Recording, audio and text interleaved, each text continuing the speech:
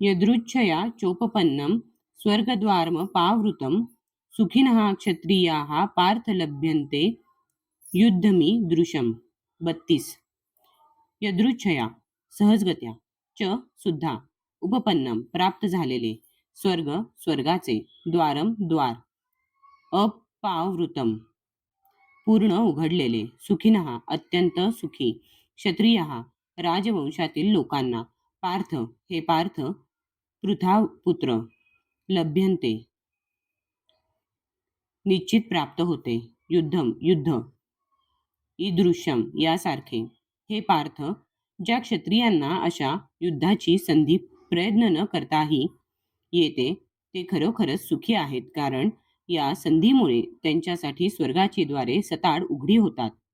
तात्पर्य: अर्जुन जेव्हा म्हणाला की मला या युद्धापासून कल्याणकारक असे काहीच दिसत नाही, यामुळे शाश्वत नरकवासच भोगावा लागेल, तेव्हा अर्जुनाच्या या प्रवृत्तीची विश्वाचे आदिगुरु भगवान श्रीकृष्णांनी निंदा केली होती. अर्जुनाच्या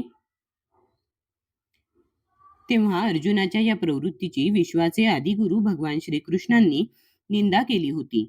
अर्जुनाने अशी विधाने केवळ अज्ञानामुळेच केली होती. अहिंसक बनून त्याला त्याचे नियत कर्म करावयाचे होते. क्षत्रियाने रणांगणावर असूनही अहिंसक बनावे हे मूर्खांचे तत्वज्ञान आहे. महान ऋषी आणि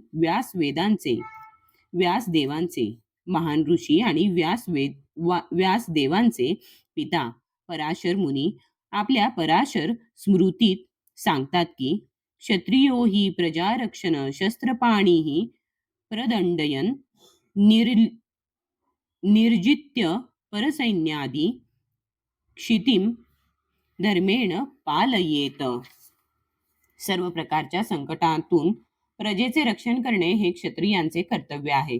यासाठी तसेच कायदा आणि सुव्यवस्था राखण्याकरिता त्याला योग्य बाबतीत हिंसेचा वापर करावा लागतो. म्हणून त्याला शत्रू राजाच्या सैन्याचा निपात करावा लागतो आणि याप्रमाणे धर्मतत्वानुसार त्याने जगावर राज्य करावे. सर्व बाबींचा विचार केल्यास अर्जुनाने युद्धापासून परावृत्त होण्याचे काहीच कारण नव्हते. जर त्याने शत्रूवर विजय प्राप्त केला असता तर त्याला राज्योपभोग घेता आला असता, आणि जर युद्धामध्ये तो मारला गेला असता तरी त्याची स्वर्ग लोकाप्रत उन्नती झाली असती, कारण तेथील द्वारे त्याच्यासाठी सताड खुली होती. दोन्हीपैकी कोणत्याही परिस्थितीत युद्ध करणे त्याला लाभदायकच होते.